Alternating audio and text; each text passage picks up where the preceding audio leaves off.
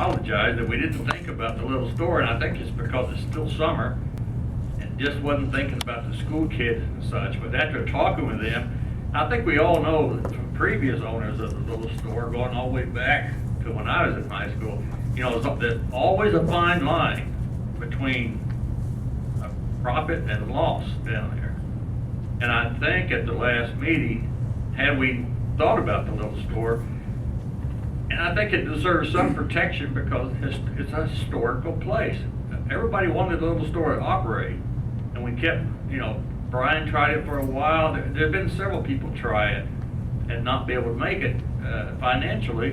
And these gentlemen now are, you know, they have a good breakfast on Saturday down there. My wife and I go down there on Saturdays.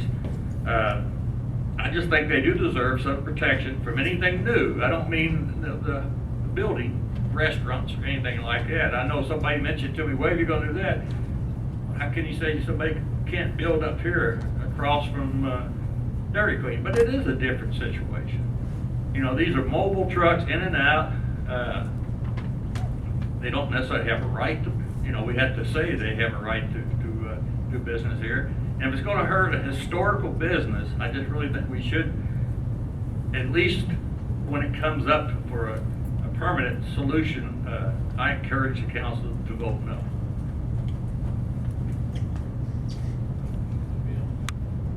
I would tend to agree with Councilman Stewart. I too went down there and talked to one of the owners of the business, and you know, it's a tough thing to think about moving our city forward and the things that we need to do to attract new people and new interests and getting things going and trying different ideas and just working with everything that we have, all the tools that we have to make Northtown a better place. But then you have to think, do we want to throw the baby out with the bathwater?